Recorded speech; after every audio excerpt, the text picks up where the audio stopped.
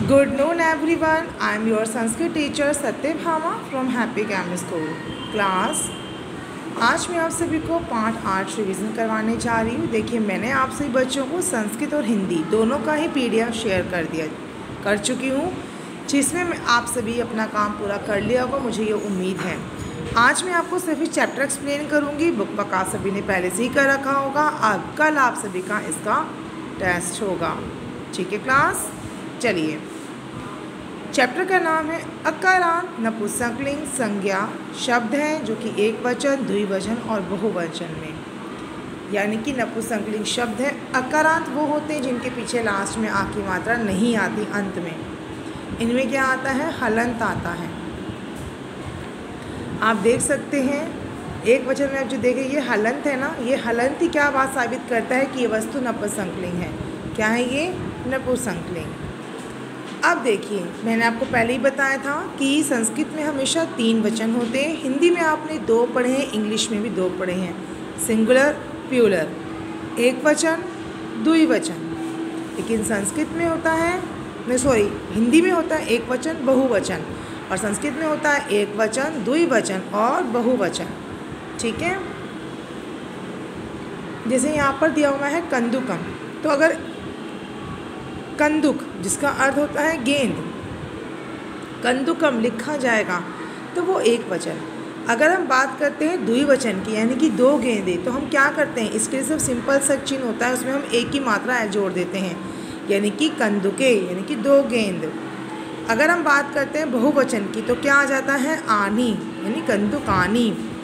आप देख सकते हैं अगर हमें नपुंसकलिंग को तीनों वचनों में बनाना है तो एक वचन में म हलंत के साथ आता है, द्विवचन में एक की मात्रा आती है और बहुवचन में आनी शब्द जुड़ जाता है। यही इसके अंदर सबसे ज़्यादा अहम जानना ज़रूरी है कि एक वचन में म हलंत के साथ, ठीक है, द्विवचन में एक की मात्रा और बहुवचन में आनी शब्द का प्रयोग, यानी कि आनी प्रत्यय का प्रयोग किया जाता है। एक तरीके से आप इन्हें प्रत्यय भी कह सकते हैं। यहाँ पर अभी फल है तो लिखा हुआ है फल, अगर आपको उसका एक वचन बनाना तो क्या हो जाएगा? फलम। द्विवचन में फले और बहुवचन में फलानी। अगर बात की जाए लड्डू की तो उसे संस्कृत में क्या कहेंगे आप? मोदकम, एक वचन, द्विवचन में मोदके और बहुवचन में मोदकानी। अब देखिए पत्रम। अब ये देखेंगे पत्र। पत्र एक तो लेटर होता है जो आप किसी को लिखते हैं, दूसरा होता है पत्ता। पत्ते को भी पत्रम कहा जाता है, यानी कि एक वचन में पत्रम, द्विवचन में पत्रे और बहुवचन में पत्राणी। तो आप देख सकते हैं कुछ में बहुवचन में तो लास्ट में नी लगता है आनी, और कुछ में आणी का प्रयोग किया जाता है। एक वचन में पुष्पम, द्विवचन में पुष्पे और बहुवचन में पुष्पाणी। एक वचन में कमलम, द्विवचन में कमले और बहुवचन में कमलानी। तो आप देख सकते हैं कुछ में तो नी का और कुछ में नी का प्रयोग किया गया है। एक वचन में आप देखेंगे मुखम, द्विवचन में मुखे और बहुवचन में मुखानी। एक वचन में पुस्तकम, द्विवचन में पुस्तकें और बहुवचन में पुस्तकानी।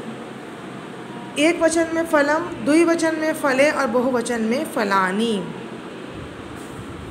एक वचन में मित्रम, द्विवचन में मित्रें और बहुवचन में मित्राणी। तो बच्चों, आप सभी को इस तरीके से समझ के इसको समझना है। रट्टी लगाने की इसमें कोई भी ज़रूरत नहीं है, बस आपको ये समझना है अगर नपुंसकलिंग शब्द है तो उसमें एक वचन में म हलंत के साथ आएगा, द्विवचन में एक की मात्रा आ जाएगी और बहुवचन में आनी या आणी का प्रयोग किया जाएगा।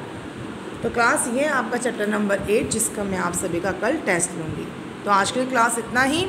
Thank you.